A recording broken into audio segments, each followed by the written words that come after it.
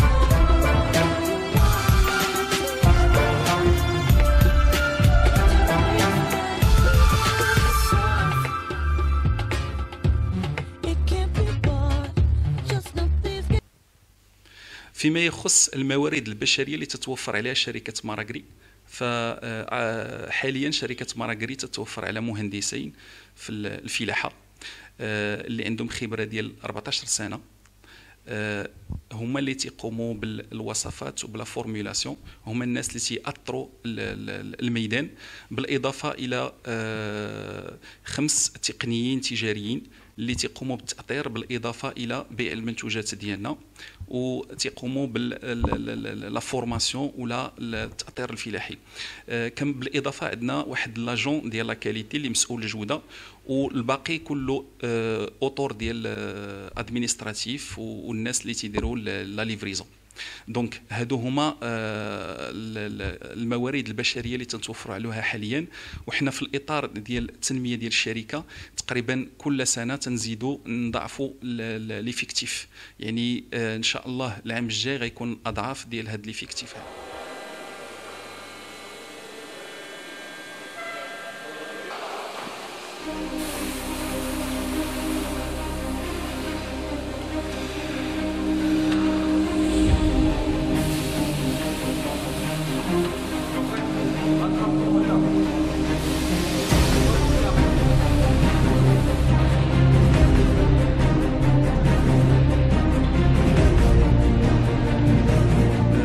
المنتوجات ديالنا تتوصل في جميع الانحاء في المغرب. حاليا تنركزوا على المناطق التاليه.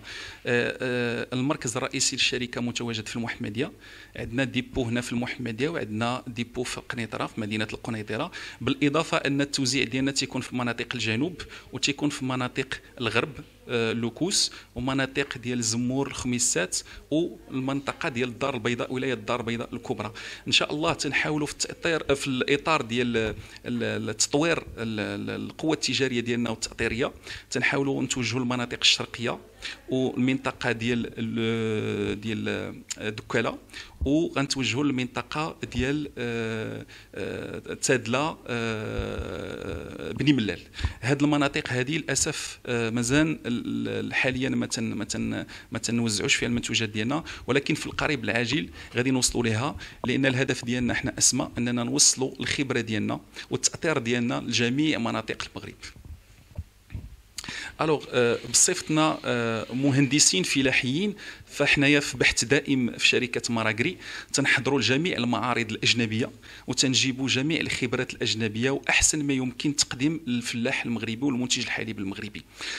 وباش ناكد هذه النقطه هذه، حنايا هذه السنه الاخيره اكتشفنا بان الفلاح ما خصوش غير بعض المضيفات وبعض المنتوجات الفلاحيه والتاطير. للاسف تسيير الضيعه كضيعه كفيرم عندها مشاكل، ما تعرفش واش الانسان رابح ولا خاسر. لذلك حنا قمنا بتاسيس واحد اللوجيسيال، واحد سيستيم دانفورماسيون. هذا السيستيم دانفورماسيون شنو هي القيمه المضافه اللي غادي يعطي الفلاح؟ هو انا غادي يمكنه باش يميتريزي المصاريف ديالو والمداخيل ديالو، ويعرف الابقار ديالو المنتجه الحليب واش مازالت رونطابل ولا ماشي رونطابل. يعني في واحد الوقيته غادي يعرف بان هذه البقره هذه تتعطي له واحد المردوديه ولا ما تتعطيلوش المردوديه، باش يتخذ الاجراءات اللازمه. وهذه قمه التاطير الا بغيتي تقول. يعني حنا تنحاولوا نعطيو واحد الباكيج، واحد سوليسيون كومبليت. يعني الفلاح ما نعطيولوش التاطير ونعطيو له غير المنتوج، حنا بغينا نعطيو له حتى اللوجيسيال باش يسير الضيعه كامل. وهذه هي اخر ما غادي نقدموا ان شاء الله في هذا المعرض هذا ديال مكناس، في الدوره 13 المعرض الفلاحي في مكناس. وكما قلت ديجا ونعاود ناكد عليها، بان ديما حنا على بحث دائم على جميع الوسائل اللي كاينه في الدول الاجنبيه وجميع الخبرات، باش نعطيو واحد القيمه مضافه ونواكبوا التطور ديال الفلاحه في المغرب، ونواكبوا المخطط الاخضر ديال المغرب.